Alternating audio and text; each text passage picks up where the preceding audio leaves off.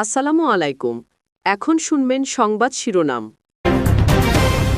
২৩৭ আসনে বিএনপির প্রাথমিক প্রার্থী, বগুড়া, ফেনী, দিনাজপুরে ৩ আসনে খালেদা জিয়া, পৈতৃক ভূমি থেকে প্রথমবার লড়বেন তারেক রহমান।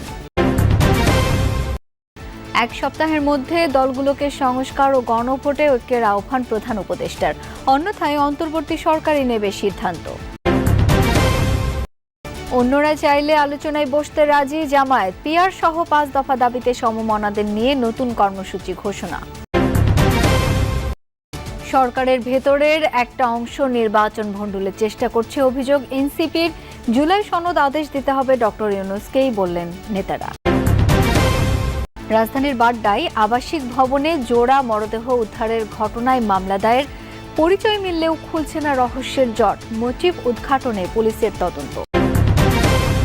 শেষ হলো বিসিবির ৭ ঘন্টার ম্যারাথন সভা, ছিলেন নতুন পরিচালক রুবাবা দৌলা, আয়ারল্যান্ড সিরিজে batting coach Ashraful, team director Razzaque. বেতন বাড়ছে নারী ক্রিকেটারদের। এতক্ষণ শুনছিলেন সংবাদ শিরোনাম, এবার বিস্তারিত।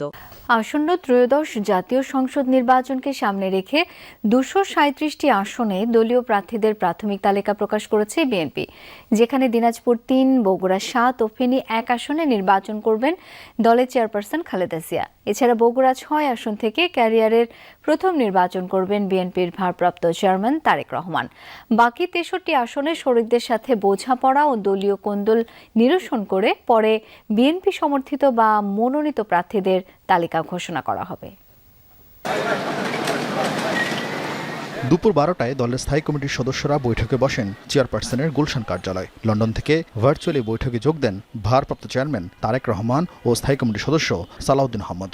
সেই বৈঠক চলে ৫.৫ ঘণ্টা। তার মাঝে দুপুর ৩টায় গুলশান কার্যালয়ে ডাকা হয় দলের সাংগঠনিক ও সহসাংগঠনিক সম্পাদকদের। গুঞ্জন ওঠে আজই দলের বেশিরভাগ আসনের ধানের শীষের প্রার্থীর নাম ঘোষণা দিবে বিএনপি।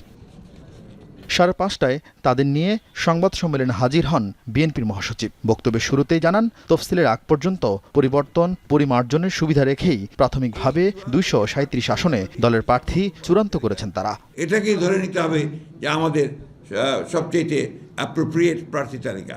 এর মধ্যেও কিন্তু পরিবর্তন হতে পারে।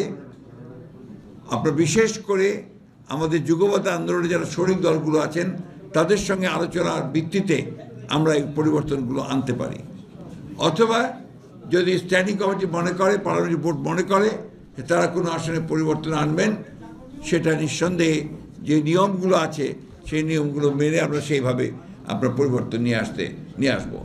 এরপর একে একে ঘোষণা করেন বিএনপির দলীয় প্রার্থীর নাম। চমক ছিল বাবার বাড়ি, জন্মস্থান, শ্বশুরবাড়ির জেলার ৩ আসনে খালেদা জিয়ার প্রার্থী হওয়ার ঘোষণা। জন্মস্থান বগুড়া ৬-এ প্রথমবারের মতো নির্বাচন করবেন তারেক রহমান। বগুড়া ৬ তারেক রহমান, বগুড়া ৬, বগুড়া ৭ বেগম খালেদা জিয়া।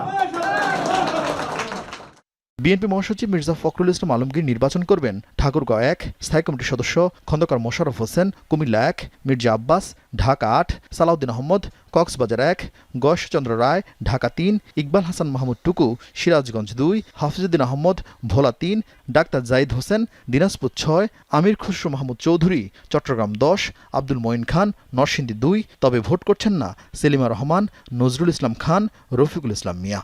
ঠাকুরগাঁও ১ আমি নিজে মির্জা ফখরুল ইসলাম আলমগীর, কক্সবাজার ১ সালাউদ্দিন আহমেদ। খালেদা জিয়া ছাড়াও সরাসরি ধানের শীষের টিকিট পেয়েছেন ৯ জন নারী নেত্রী। দলীয় মনোনয়ন পেয়েছেন এক ঝাঁক সাবেক ছাত্রদল নেতা। তালিকায় আছেন স্বেচ্ছাসেবক দলের সভাপতি, সাধারণ সম্পাদক, কৃষক দলের সভাপতি, সাধারণ সম্পাদক, যুবদল সাধারণ সম্পাদক। ভোলা ৪ মোহাম্মদ নুরুল ইসলাম নয়ন, গোপালগঞ্জ ৩ SM জিলানি, চাঁদপুর ১ আনম এহসানুল হক মিলন, ঢাকা ১৪ সঞ্জিদা ইসলাম তুলি, ঢাকা ১৫ শফিকুল ইসলাম খান, ঢাকা ১৬ আমিনুল হক। জুলাই সনদ বাস্তবায়ন প্রক্রিয়া ও গণভোট নিয়ে দলগুলোকে আগামী এক সপ্তাহের মধ্যে ঐকমত্যের ভিত্তিতে সুপারিশ জানানোর আহ্বান জানিয়েছে অন্তর্বর্তী সরকার।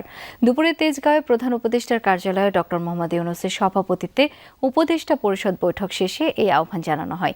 এই সময়ের মধ্যে দলগুলো ঐকমত্যের সুপারিশ না জানালে সিদ্ধান্ত সরকারই নেবে। জুলাই সনদ বাস্তবায়ন ও গণভোট নিয়ে দলগুলোর মতভেদে উদ্বেগ জানিয়েছে উপদেষ্টা পরিষদ। দেশে বিদ্যমান রাজনৈতিক টানাপোড়েনের সূত্রপাত জুলাই সনদ প্রস্তুত ও তার পরবর্তী ঘটনা প্রবাহকে কেন্দ্র করেই। শুরুতেই এনসিপির স্বাক্ষর অনুষ্ঠান বয়কট, অনুষ্ঠানের দিন বিক্ষোভ সহিংসতা, এরপর শুরু হয় বিএনপি ও জামায়াতের মধ্যে প্রকাশ্য দ্বন্দ্ব। নোট অব ডিসেন্ট বাদ দেয়াকে জনগণের সঙ্গে প্রতারণা বলছে বিএনপি, আর জাতীয় নির্বাচনের আগেই গণভোটের দাবি জামায়াতের। আমরা বুঝেছিলে যেহেতু সিগনেচার করেছি, আমরা দ্বিমত পোষণ করার কথা কোনো প্রয়োজন হচ্ছে না আমাদের। যেটা আমরা সই করিনি সেটা দায়িত্ব আমরা গ্রহণ করবো না। এমন প্রেক্ষাপটে সোমবার বিশেষ উপদেষ্টা পরিষদ বৈঠক অনুষ্ঠিত হয়। তেজগাঁওয়ে প্রধান উপদেষ্টার কার্যালয়ে ডক্টর ইউনূসের সভাপতিত্বে অন্যান্য উপদেষ্টারাও এতে অংশ নেন। পরে প্রধান উপদেষ্টার তেজগাঁও কার্যালয়ে সংবাদ সম্মেলনে হাজির হন আইন উপদেষ্টা ডক্টর আসিফ নজরুল। জানান, জুলাই সনদ বাস্তবায়ন প্রক্রিয়া ও গণভোট নিয়ে দলগুলোর মতভেদে উদ্বেগ জানিয়েছে উপদেষ্টা পরিষদ। গণভোট কবে অনুষ্ঠিত হবে এবং এর বিষয়বস্তু কি হবে, এসব প্রশ্নে রাজনৈতিক দলগুলোর মধ্যে যে মতভেদ দেখা দিয়েছে, সেজন্য সভায় উদ্বেগ প্রকাশ করা হয়। স্ব-উদ্যোগে আলোচনা করে বিরোধপূর্ণ বিষয়ে সিদ্ধান্ত জানাতে রাজনৈতিক দলগুলোর প্রতি আহ্বান জানায় অন্তর্বর্তী সরকার। আসিফ নজরুল জানান, এক সপ্তাহের মধ্যে দলগুলো ঐকমত্যের ভিত্তিতে সুপারিশ না জানালে সিদ্ধান্ত নেবে সরকার।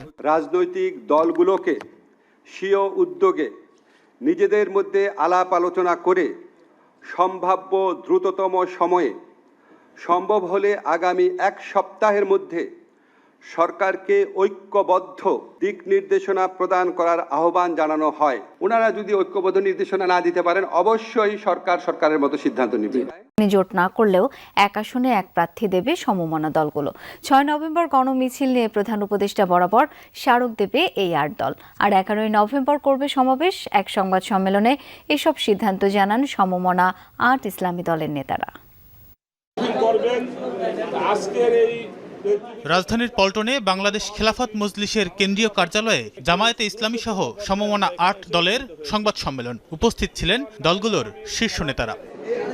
সংবাদ সম্মেলনে জামায়াতে ইসলামীর নায়েবে আমির সৈয়দ আব্দুল্লাহ মোহাম্মদ তাহের প্রধান উপদেষ্টার আলোচনার আহ্বানকে স্বাগত জানান। বলেন, অন্য দলগুলো প্রধান উপদেষ্টার আহ্বানে সাড়া দিলে আলোচনায় বসতে রাজি তার দল। সরকারকে রেফারির ভূমিকা পালন করতে আহ্বান জানান তিনি। আমরা এখন দেখতে চাই মেন স্টেক হোল্ডার মৌলিকভাবে যে সমস্ত দল আছেন তারা এই আহ্বানকে কীভাবে সাড়া দেয়।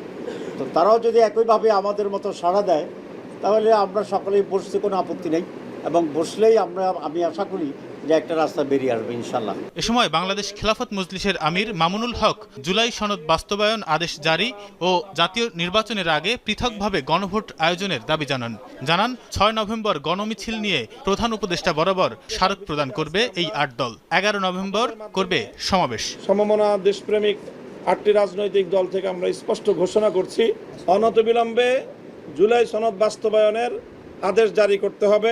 জাতীয় নির্বাচনের আগে পৃথকভাবে জুলাই সনদ বাস্তবায়নের গণভোট